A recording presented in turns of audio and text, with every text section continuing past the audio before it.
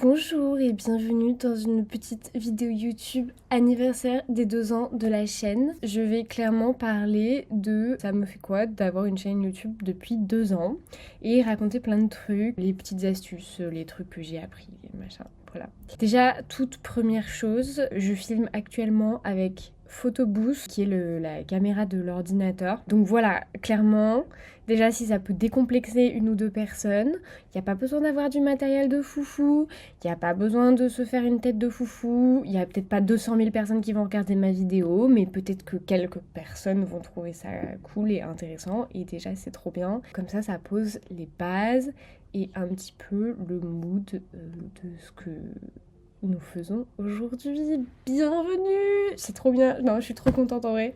Je filme comme ça parce que j'ai pas ma caméra, enfin je n'ai pas 2 caméras avec moi parce que en 2 ans de YouTube, j'ai 2 caméras. Donc j'ai fait une petite liste un peu de chapitres. Pour vous faire vite fait un sommaire, je vais vous dire un peu comment j'ai commencé, pourquoi, comment j'ai appris, parce que j'ai regardé beaucoup de contenu, etc. Comment j'ai trouvé ce dont j'avais envie, parce qu'il y a beaucoup de choses possibles, il y a plein de styles de chaînes YouTube différentes, plein de façons de faire. Au début, je ne savais pas forcément. C'est en vidéant qu'on devient vidéaste. Oh, c'est trop stylé! Ah, mais j'adore, je vais me filmer plus souvent avec Photobooth. On se le refait. Ouais! Ah, mais du coup, ça marche aussi. Ah, mais c'est trop bien! J'adore. Bon, ça marche pas tout à tous les coups, mais ok, hyper cool. Je vais parler aussi vite fait des outils de base. Ça va pas être très complexe parce que j'ai pas un matériel très complexe, mais je pense que du coup, ça aura un côté pratique. Donc, plutôt pour. En fait, cette vidéo, elle est globalement pour les personnes qui veulent se lancer, qui veulent commencer et qui veulent pas devenir youtubeur professionnel avec 200 000 abonnés. De toute façon, c'est pas moi qu'il faut écouter pour ça parce que vous voyez bien que je n'ai pas ça. Donc, j'aime bien parce que je suis sûrement la seule personne qui commence sa vidéo par dire pour qui ça n'est pas et qui du coup j'en fais partir les gens alors que normalement tout te dit que je dois mettre un maximum de suspense sur des infos de merde pour que les gens restent jusqu'à la fin. Parce que ce qui est important pour faire marcher ta chaîne, c'est le watch time.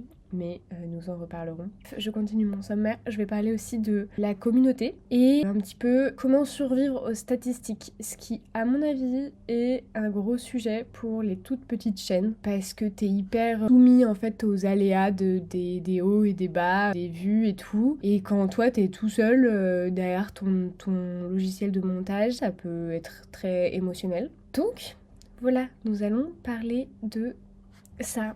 Et pour bien casser le suspense à tout le monde, j'adore YouTube. YouTube est pour moi le meilleur réseau social pour faire de la création de contenu. Il me semble que c'est là qu'il y a encore le plus de liberté, le moins de codes, le plus de choses possibles, le meilleur moyen de vraiment se connecter avec les personnes et tout. Mais avant de vous raconter tout ce que j'ai à vous dire, avant même d'avoir commencé, on va commencer par le chapitre 1. Pourquoi j'avais envie de commencer YouTube et pourquoi j'ai commencé YouTube? Donc, j'ai commencé YouTube en 2023. La honte de ma vie, vraiment, je n'en revenais pas que j'ai posté une vidéo. J'avais les genoux qui claquent. Mais en fait, ce qui m'a trop motivée, c'était que je regardais des... Alors déjà, ça faisait 6 ans que je voulais faire parce que j'ai des rushs de moi qui datent de 6 ans avant. Où je suis en mode genre, salut, bienvenue dans ma vidéo.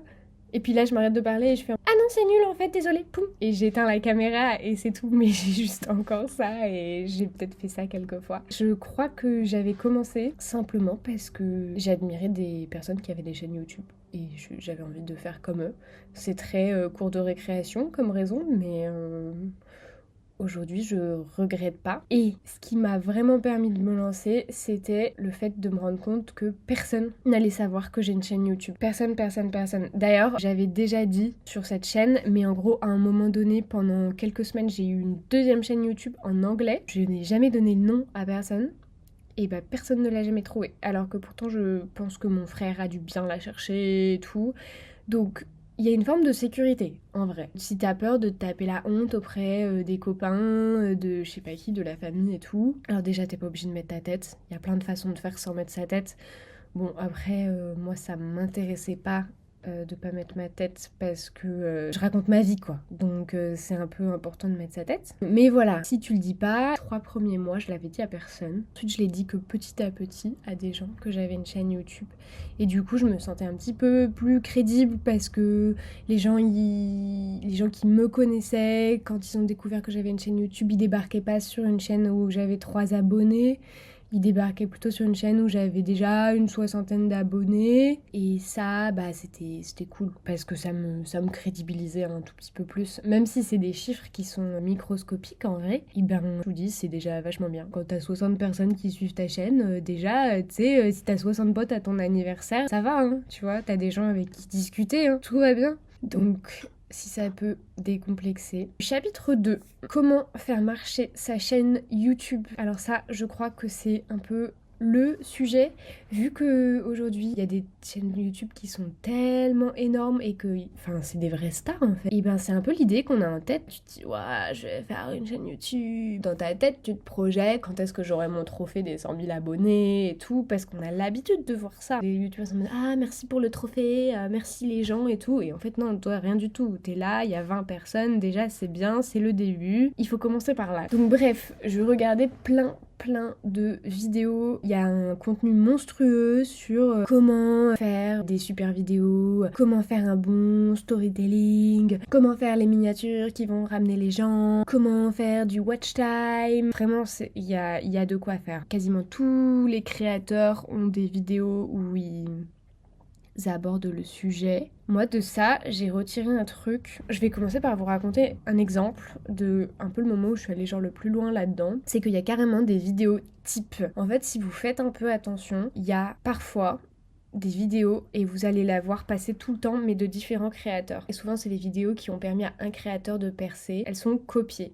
Donc en gros, ce qui s'est passé beaucoup au début, c'est qu'il y avait des créateurs américains qui faisaient une vidéo et des créateurs européens qui copiaient la vidéo. Et ça, en fait, c'est un des conseils que tu reçois quand tu regardes des vidéos qui t'expliquent comment devenir youtubeur. On te dit copie des vidéos qui marchent parce que il y a une miniature et un titre et machin qui appelle au clic et qu'à un moment donné, ça s'invente pas, enfin ça marche ou ça marche pas. Voilà, il y a des choses qui marchent et des choses qui marchent pas. Donc ça, je l'ai fait une fois. C'est la vidéo qui s'appelle Comment YouTube a changé ma vie avec moins de 500 abonnés. C'était plutôt au début. Pour moi, ça a pas... En fait, ça a marché sans avoir marché. C'est-à-dire que genre cette vidéo-là, elle avait fait des bien meilleures statistiques que mes autres vidéos. En même temps, moi, ça m'a pas fait beaucoup plaisir à faire. Parce que quand je vous dis que j'ai copié, c'est-à-dire que j'ai quand même tout remis à ma sauce et tout, mais en gros, genre, c'est plus que juste la miniature et le titre. C'est tout la structure, tout le chapitrage. Genre là, ce que je vous ai dit, le petit sommaire au début, je dis d'abord je vous parlais de ça, après je vous parlais de ça, après je vous parlais de ça. Et ben là, sur la vidéo, comment YouTube a changé ma vie avec moins de 500 abonnés, j'en ai vu plusieurs et elles avaient toujours la même structure. Et j'avais même vu une qui analysait cette vidéo-là. En gros, il disait ouais, alors tu commences, je sais même plus par quoi on commençait, mais en gros, t'avais vraiment une façon de dérouler les informations et tu mets juste, tu vois, la phrase qui correspond à ton expérience personnelle, mais en fait, tout le monde a une expérience un tout petit peu similaire. Tout le monde commence pareil, le nez dans son caca.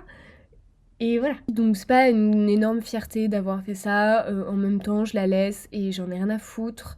Et je pense d'ailleurs que sûrement quelques personnes qui sont encore là sont arrivées sur cette vidéo et j'ai envie de dire tant mieux, en fait c'est pas grave comment les gens arrivent à toi, parce que ce qui compte c'est le lien qui se fait un petit peu dans le temps, je pense. En tout cas sur le type de chaîne comme la mienne où je fais du vlog et du coup je raconte ma vie. On est vraiment dans un truc de lien, c'est pas comme si j'avais des informations capitales et que du coup vous pouvez regarder juste une vidéo et c'est trop bien, c'est exactement ce dont vous avez besoin. Non, moi c'est plus soit t'aimes bien être là et tu regardes les vidéos, soit ça va pas beaucoup t'intéresser en fait. Si je t'intéresse pas et si mon sujet qui est donc l'art et la peinture, je ne l'avais pas encore dit pour les personnes qui ne me connaissent pas, ne vous intéresse pas, eh bien il y a peu de chances que ma chaîne vous intéresse. On se l'a dit, vous êtes quand même les bienvenus, mais vous n'êtes absolument pas obligés. Et donc pareil, vous m'entendrez extrêmement peu dire abonnez-vous, activez la cloche et tout. Bon, je sais que je devrais le dire quand même, du coup je vous le dis, abonnez-vous, activez la cloche, mettez-moi des likes, des commentaires et tout, c'est trop bien. Mais en vrai, je sais pas si c'est tellement nécessaire que ça. La vérité c'est que ça marche quand tu le dis, quand tu fais des appels à l'action. Surtout parce que j'en fais pas beaucoup, je pense, et du coup genre quand j'en fais un, tout le monde me fait un petit coucou dans les commentaires. Mais c'est pas le sujet, tu vois. Genre, je sais pas, c'est pas le sujet. Bon, allez, on continue. Quand tu regardes comment faire une bonne vidéo, on te martèle le storytelling. Et ça, pareil, j'ai lâché l'affaire. Parce que, je sais pas quoi, il y a un petit schéma, machin, c'est comme à l'école, il faut qu'au début, il y a un hook, et puis qu'après, oh là là, on a trop de suspense, du coup on reste et tout. Non mais j'en ai rien à foutre de ça. En vrai, je te dis, j'en ai rien à foutre. Ça me saoulait trop. J'ai lâché l'affaire, vraiment. Et après, ouais, petite réflexion, qu'est-ce que j'ai écrit? Apprendre l'art de ne rien dire. La vulgarisation, est-ce que c'est la capacité à parler à tout le monde ou est-ce que c'est la capacité à prendre tout le monde pour un con? Franchement, c'est vraiment une question que je me pose parce qu'il y a tellement de vidéos qui me déçoivent. Mais genre, surtout les vidéos qui ont un titre éducatif. Tous les youtubeurs qui font des contenus un peu docu. C'est tellement chiant quand tu cliques sur un putain de titre, le sujet il t'intéresse trop et que en fait tu te tapes 20 minutes de vidéo où la personne, tu sais, elle garde ses infos et tout, et donc toi tu continues à regarder parce que bah évidemment, je sais pas, enfin t'es venu là parce que ça t'intéressait, du coup à la limite si ça t'intéresse vraiment, tu passes outre que la personne qui te parle te fait trop chier, et en fait au final, non, rien, il se passe rien, genre y a pas d'infos qui vient, genre c'est nul. Franchement, ok, parfois je re-regarde ces chaînes, une fois, deux fois, trois fois, c'est fini, en fait c'est fini. Et c'est des gens, genre, ils perdent leur crédibilité dans ma tête. J'imagine que à la longue, ça se passe comme ça avec tout le monde en fait. Et puis même eux, je me dis, mais wesh, enfin, je sais pas, ça vous intéresse les gars de faire ce genre de vidéo? Pourquoi vous... C'est pas mon truc, on va dire, donc je vais pas en dire plus. Ensuite, le petit point que j'avais mis après, le rapport aux gros youtubeurs qui sont quand même des personnes à qui tu te compares quand tu commences. Je sais pas si... Enfin, présente vérité générale et que c'est pas le cas, mais en tout cas moi c'était le cas, ok. C'est juste que la télé s'est décalée sur internet maintenant, et du coup je pense que d'une certaine manière là il y a un vent de renouveau pour petites chaînes, parce que finalement YouTube ça a percé par les petites chaînes, et maintenant les petites chaînes ont grossi et sont devenues des énormes chaînes de télé. Il y a en fait toujours un public pour les petites chaînes, donc trop cool en fait. S'en fout si c'est niche. Je sais pas, moi je suis artiste, je fais de la peinture, donc loin de moi l'idée de devenir présentatrice télé, genre ça c'est pas compatible avec mon projet de vie, tu vois. Du coup, ça me va très bien d'avoir une petite chaîne, et je vous kiffe tous trop et tout. Ah ouais, je vous refais des petits cœurs comme ça. Vas-y, marche, fais des petits cœurs là. Ah voilà. Encore. J'en veux ici. Fais-en ici là. D'ailleurs, je fais de la pub pour mon art, mais sachez que ce motif de cœur avec les mains, c'est trop une forme qui m'intéresse dans mes peintures en ce moment. Donc si je viens de vous teaser que vous me connaissiez pas et que vous avez envie d'aller voir, eh bien allez voir. Chapitre 2. Non, chapitre 3, pardon. Chapitre 3. Le matériel. Pour commencer, qu'est-ce qu'il te faut pour filmer? Je pense que aujourd'hui, tout le monde a un outil qui filme. Même là, si vous êtes en train de me regarder, c'est qu'a priori, vous avez soit un téléphone, soit un ordinateur. Étant donné que je me filme actuellement avec mon ordinateur, rien n'est impossible, ok? Donc vous avez accès à un outil de film. D'ailleurs, j'espère que le son va être bon. Vous savez que j'ai pas testé, hein. Là, je suis en one shot. Ça fait 21 minutes et 40 secondes que je filme. Comment vous dire que j'ai pas encore arrêté le truc pour vérifier que, par exemple, j'avais du son. Donc ça se trouve, je filme dans le vide parce que je suis une grosse bouffonne. Ce serait pas la première fois que ça m'arrive. Donc là, tu vois, on croise les doigts. Mais c'est l'anniversaire de la chaîne, donc je pense qu'on a un bon karma. Plus sérieusement, vous avez, il me semble, accès à des choses qui filment. Cependant, pour aller un tout petit peu plus loin, le truc basique c'est de commencer par filmer avec son téléphone. Mais si vous êtes intéressé par un contenu plus vlog, donc qui n'est pas un contenu posé comme je vous fais là, je vous conseille de prendre une petite caméra. Même si vous avez déjà quelque chose, un appareil photo qui filme ou quoi, de faire avec en fait, parce que notre téléphone on s'en sert tout le temps. et que du coup, bah, t'es pas du tout naturel en fait. Tu peux pas oublier ta caméra dans un coin, ce qui, je pense, est quand même bien pour commencer quand t'es un peu stressé et tout, d'arriver à oublier ta caméra dans un coin parce qu'en fait c'est comme ça que tu vas faire tes premières images décomplexées. Alors que si tu filmes avec ton téléphone, déjà il y aura plus de place assez rapidement parce que enfin, normalement c'est pas dimensionné pour tourner des vidéos format long. Enfin, surtout si t'es débutant, tu t'es pas dit quand t'as acheté ton téléphone que t'aurais besoin de tourner des vidéo format long, donc tu auras plus de stockage. Et aussi, tu vois, dès que tu vas recevoir un message, tu n'auras pas ton téléphone ou ce sera en train de filmer, éventuellement ça fait arrêter le film. Tu pourras pas écouter de musique si tu te sers de ton téléphone comme iPod, tout ça quoi. Deuxième point pour le film, c'est le son. Le son ultra important. Dit la meuf qui n'a toujours pas checké si son son est de qualité alors qu'il y a moyen qu'il soit ultra pourri. C'est pas mon truc du tout, je connais rien en son et encore aujourd'hui je connais rien en son, mais à Skip c'est hyper important. Il y a quand même beaucoup de gens qui entendent la différence, donc essayez d'avoir le meilleur son possible. Soit t'as déjà un bon micro dans ta caméra, soit t'as des micros externes et tout.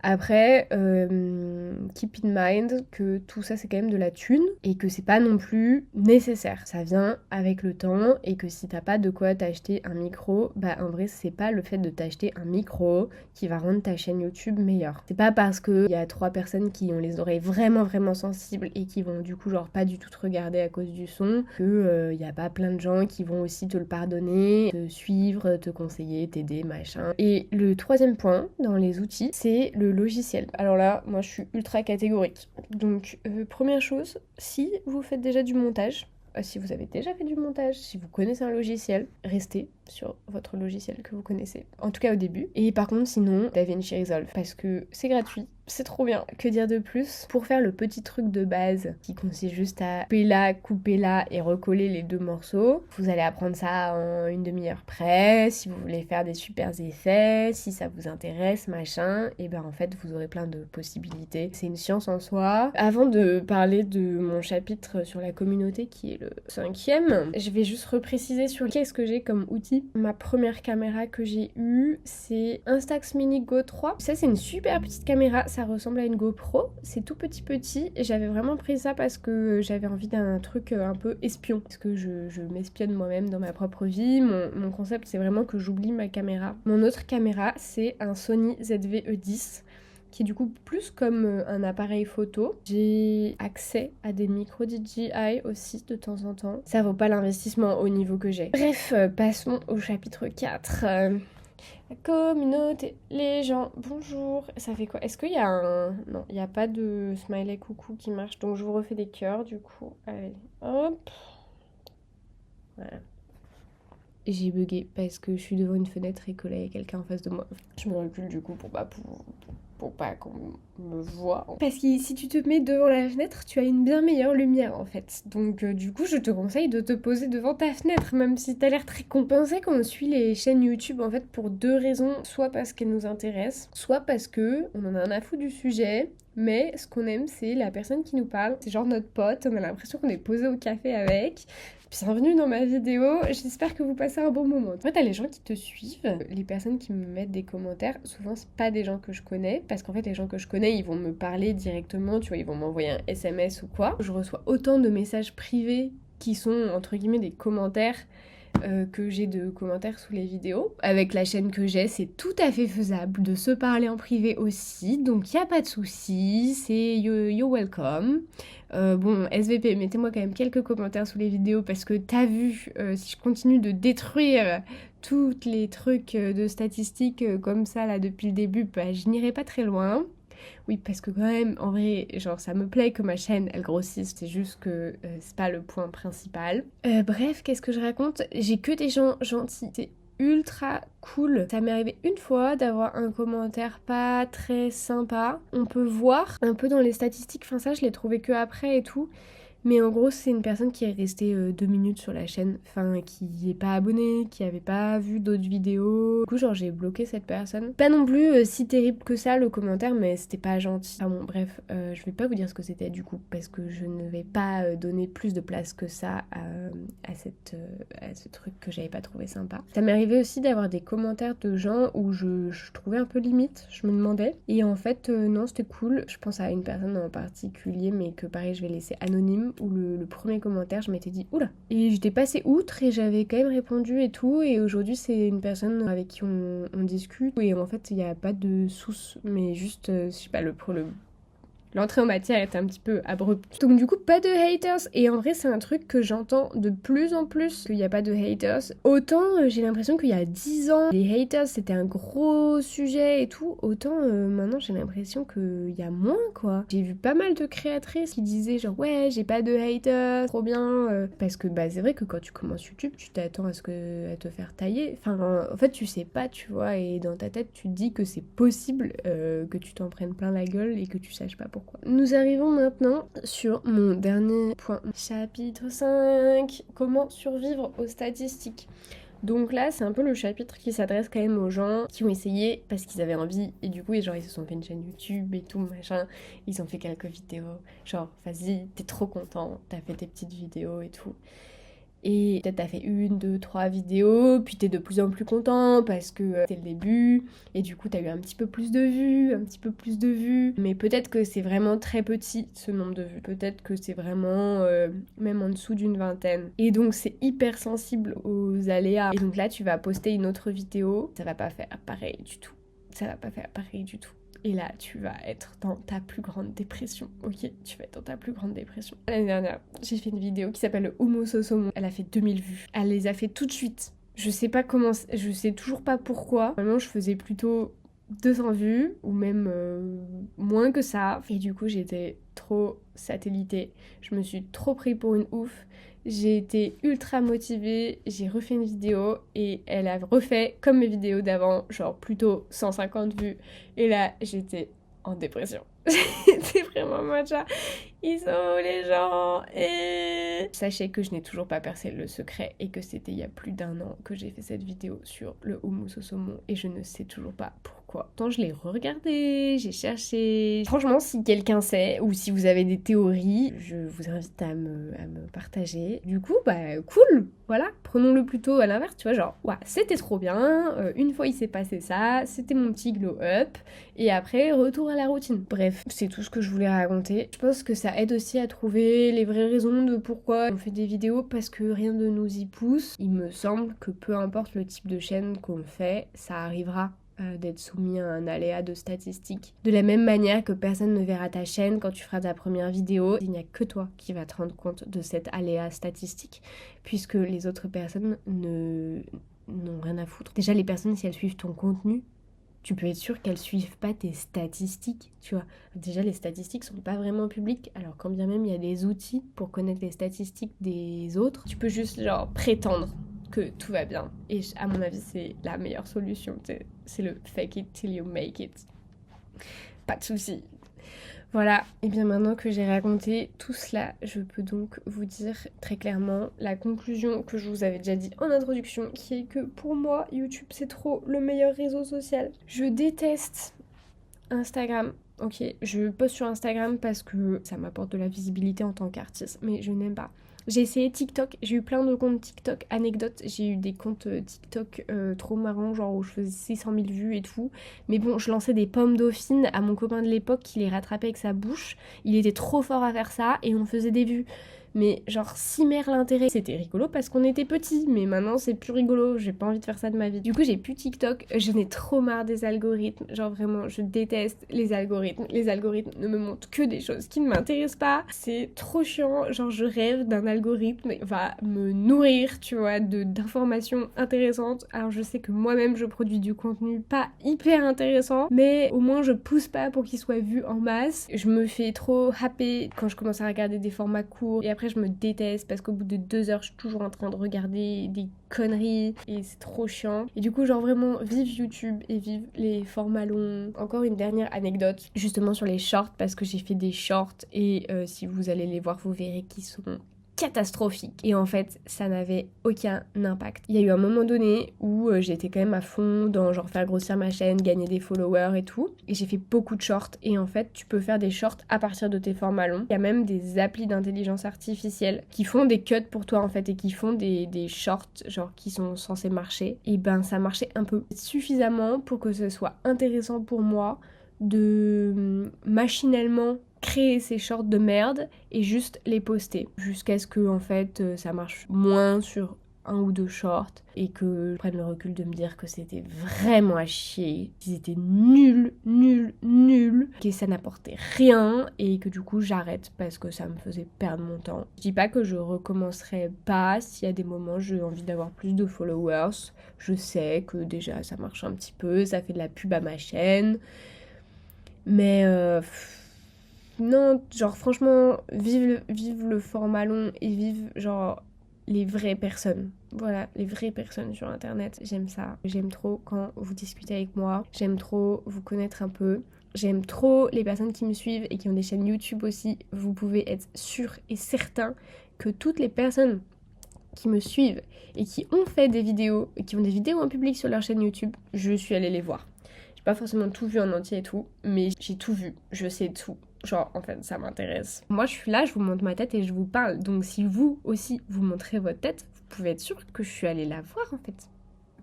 Parce que c'est sympa. Bref, c'est la fin de cette vidéo. Joyeux anniversaire, ma chaîne YouTube, trop bien. J'ai pas de bougie à souffler, mais je refais des feux d'artifice. Ouais, ça marchait. Trop bien, putain. Bisous, bon week-end de Pâques. Profitez. Ciao, ciao.